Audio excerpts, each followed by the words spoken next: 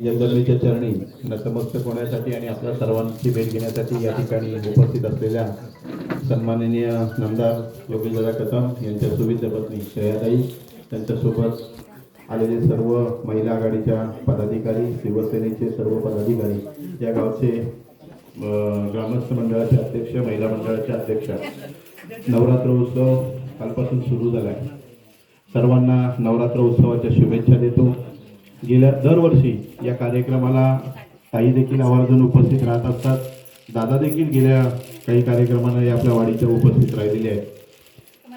आपल्याला इतकंच सांगेन, आई जगदंबेच्या चरणी नतमस्तक होत असताना आपण सर्वजण शिवसेनेचं काम करतो आणि शिवसेना म्हणजे दिलेल्या वचनाला जागणारी शिवसेना, हे शिवसेनेचं ब्रीदवाक्य आहे.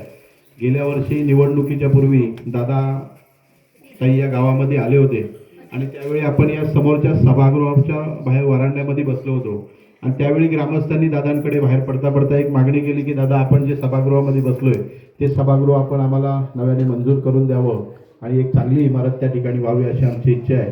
दादा त्या दिवशी इथून कार्यक्रमावरून गेले आणि त्या दिवशी रात्री दादांनी पत्र दिलं आणि मला वाटतं 6 महिन्याच्या आतमध्ये आज हे सभागृह आपल्याला नावारूपाला आलेलं दिसतंय. मला वाटतं काही दिवसातच त्याचं काम देखील पूर्ण होईल.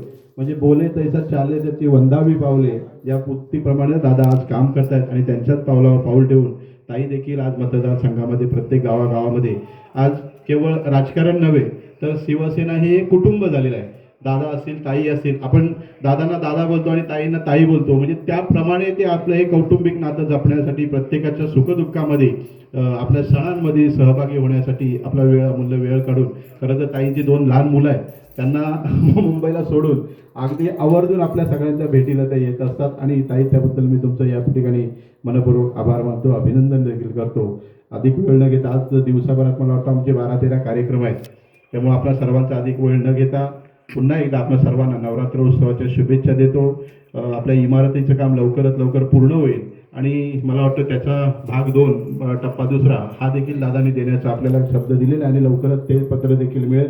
म्हणजे दोन्ही कामं आपली सरशी पूर्ण होतील आणि मला वाटतं मे महिन्यात एक चांगला उद्घाटनाचा कार्यक्रम आपण जेव्हा कधी घ्याल त्यावेळी निश्चित त्या कार्यक्रमाला दादा देखील उपस्थित असतील आणि ताईंना देखील आम्ही विनंती करतो, आपण दोघांनी सपत्नीक या ठिकाणी उभं राहावं, आमच्या कार्यक्रमाला उपस्थित राहावं आणि आम्हाला सहकार्य जसं मिळतंय असंच देत राहावं.